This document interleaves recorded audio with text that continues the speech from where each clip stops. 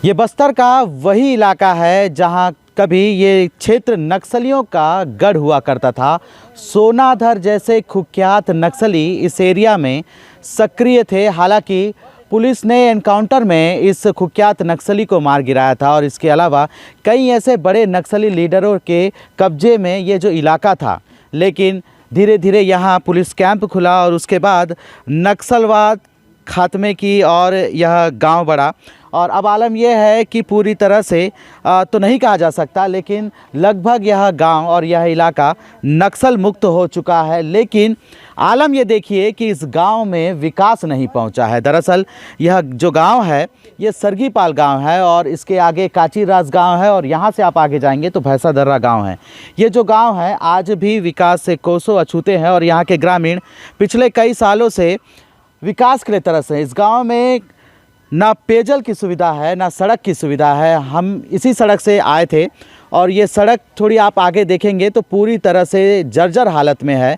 और ख़ास बात यह है कि यहाँ के ग्रामीणों ने ही उस सड़क को बनाया है, क्योंकि कई बार गुहार लगा चुके, कई बार नेताओं से कह चुके, कई बार अधिकारियों से कह चुके, लेकिन उनकी कोई सुनवाई नहीं हुई और आज भी ऐसी ही स्थिति में जीने को मजबूर है। सरकार बड़े बड़े दावे तो करती है कि बस्तर में विकास हो रहा है, बस्तर में सड़क पहुंच रही है, लेकिन जिला मुख्यालय जो जगदलपुर शहर है वहां से महज यह जो क्षेत्र है 50 किलोमीटर है। मात्र 50 किलोमीटर में आलम यह है कि यहाँ पर सड़क, बिजली, पेयजल किसी तरह की सुविधा नहीं है। अच्छा ये बताओ, कब से आप लोग सड़क की मांग कर रहे हो?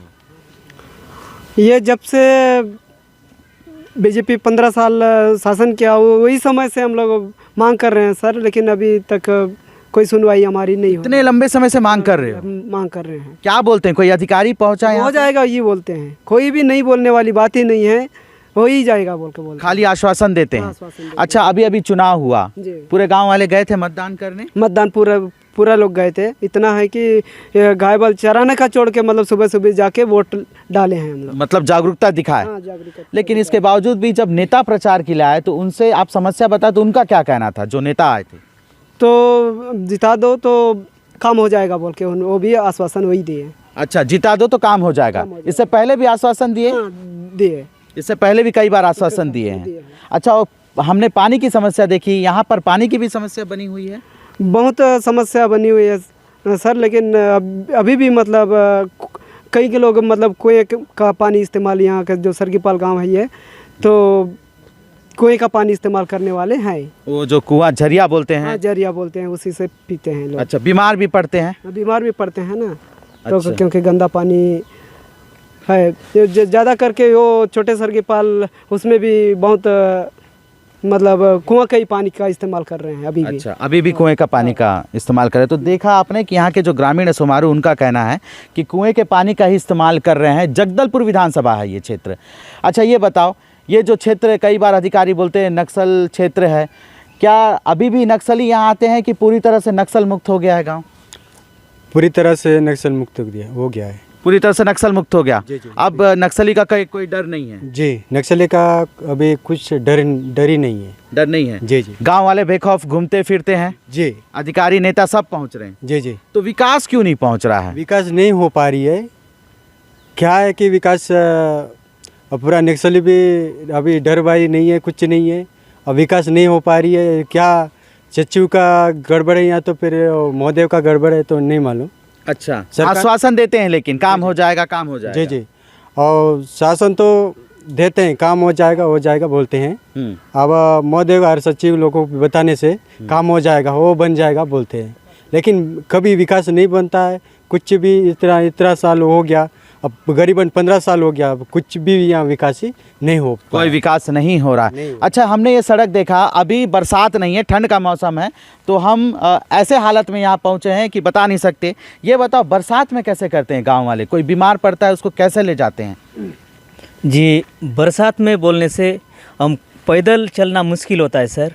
यही रोड में एक बीच में यहाँ से वीडियो वायरल हुआ था तो पूरा पीछे से ढकल के बाज़ार जाते हैं तो वो कमांडर फंस गया था। ऐसे बहुत गड़बड़ है हमारे इस कॉलिंग से पहुँच मार्ग में पहुँचने के लिए ना जो रोड नहीं है इसलिए बहुत तकलीफ जाता है। राशन भी यही काचीरास में संचालित है तो राशन गाड़ी आना भी तकलीफ होता है, और जिस मरीज जो है उसको हॉस्पिटल में ले जाना भी एम्बुलेंस आना मुश्किल हो जाता है। बारिश में एक गाय बैल के जैसे हम लोग इस गांव में हम रहते हैं। अच्छा, ये मतलब यहाँ पर एम्बुलेंस भी नहीं पहुँच पाता इमरजेंसी केस में? जी नहीं पहुंच पाता कैसे है। ले जाते हैं? बो के ले जाते हैं। बो के ले जाते हैं, कंधे में बो के। जी तो हम जो तस्वीर देखते हैं कि कावड़ में ले जा रहे हैं मरीजों को, बो कर ले जा रहे हैं मरीजों को, तो इसी क्षेत्र की तस्वीर ऐसी निकल कर सामने आती है। लेकिन सबसे बड़ी विडंबना ये है कि यह जगदलपुर शहर से मात्र 45 किलोमीटर, क्यों, कितना किलोमीटर है यहाँ से मुख्यालय?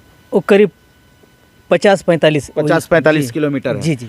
तो सिर्फ 50 किलोमीटर का फासला है, लेकिन इस तरह के दिक्कतों का सामना यहाँ के ग्रामीणों को करना पड़ रहा है। हमने देखा गांव में आंगनबाड़ी केंद्र तो है, लेकिन वो जर्जर स्थिति में है, और आलम यह है कि एक छोटे से कमरे में आंगनबाड़ी संचालित हो रही है, और इसके अलावा पेयजल की समस्या बनी हुई है। अच्छा, अभी हमने कुछ ग्रामीणों से भी बात किया, यहाँ पर वो जो ट्रांसफार्मर है वो ख़राब हो चुका है बोल रहे हैं। कितने दिन हुए ख़राब हुए? खराब होके करीबन हो गया होगा करीबन 3-4 महीना। अच्छा, 3-4 महीना हो गया। कोई नहीं आया सीएससीबी विभाग का यहाँ देखने के लिए? नहीं आया कोई नहीं आया, पहुँचे ही नहीं। अच्छा, तो ये देखिए कि यहाँ बिजली विभाग ने पोल तो गड़वा दी है, इसके अलावा वायरिंग भी हो चुका है, लेकिन ट्रांसफार्मर नहीं लगा है। ले देकर एक सोलर जो यहाँ पर पहुँचाई गई है, लेकिन अभी हमने देखा कि कई सोलर प्लेट है वो भी पूरी तरह से ख़राब हो चुकी है। यहाँ के बच्चे जो हैं वो शिक्षा से पूरी तरह से वंचित है, क्योंकि सरगीपाल गाँव में स्कूल नहीं है। स्कूल है, स्कूल है लेकिन बंद हो गया। बंद हो गया, स्कूल ही बंद हो गया। जी, स्कूल आगे से बंद कर दिए हैं। तो यहाँ के बच्चे कहाँ जाते हैं? यहाँ के बच्चे काचीरास और कोलेंग में पढ़ाई करते हैं। अच्छा, उतना दूर जाते हैं? जी, यहाँ बंद है, वो स्कूल है अभी। अच्छा, स्कूल है लेकिन बंद है। जी, स्कूल है लेकिन बंद है, और यहाँ के जो बच्चे हैं वो काचीरास या कोलेंग पढ़ाई के लिए जाते हैं। हर कोई बच्चा जा पाता है? छोटे बच्चे भी जा पाते हैं? नहीं जा पाते हैं सर। नहीं जा पाते? जी। अच्छा, छोटे बच्चे नहीं जा पाते हैं। मेन वही रोड का समस्या ज़्यादातर है। अच्छा, यही रोड मन के लिए हम कलेक्टर तक भी हम लोग गए, तो डिप्टी कलेक्टर के पास हम विज्ञापन सौंप भी दिए थे, पर आज तक कुछ जो कार्रवाई आगे जो पंचायत लेवल से भी आज तक नहीं हुआ है। आगे बढ़ा ही नहीं, आगे नहीं बढ़ा है सर, सिर्फ आश्वासन ही मिल रहा है। जी, जी। देखिए, जो 400-500 की आबादी वाले इस गांव में पूरी तरह से मूलभूत सुविधाओं से यहाँ के ग्रामीण वंचित है, और ये ना सड़क है, ना बिजली पहुँची है, और ना ही आंगनबाड़ी की सुविधा है। स्कूल है लेकिन बंद हो चुका है। यहाँ के बच्चे जो छोटे बच्चे हैं वो स्कूल नहीं पढ़ पा रहे हैं। तो आप ये अंदाज़ा लगा सकते हैं कि किस तरह से जो अधिकारी पहले ये कहते थे कि इस एरिया में नक्सलवाद होने की वजह से वो आने में डरते हैं, यहाँ विकास नहीं पहुँचती है, लेकिन अब जो ग्रामीण बता रहे हैं कि जिस तरह से पिछले कई सालों से बस्तर का जो दरभा इलाका है, ये जो ब्लॉक है, इस विकास खंड के तहत ही ये एरिया आता है, ये पूरी तरह से नक्सल मुक्त हो गया है, और यहाँ के ग्रामीण भय मुक्त हो गए हैं। किसी तरह का कोई नक्सली हलचल नहीं है। हालांकि इसके पीछे जो कोलिंग में कैंप खुला है वो सबसे बड़ी उपलब्धि मानी जाती है। इस वजह से लगातार गश्ती के वजह से जो नक्सली हैं वो बैकफुट पे हुए हैं, लेकिन इस गाँव में विकास नहीं पहुँचा है, ना सड़क पहुँची है, ना बिजली पहुँचा है।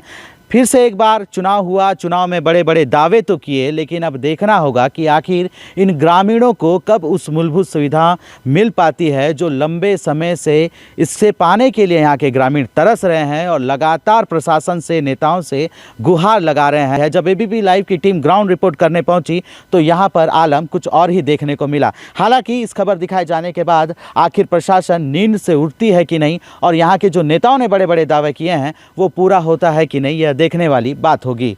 अशोक नायडू, एबीपी लाइव, कोलेंग क्षेत्र।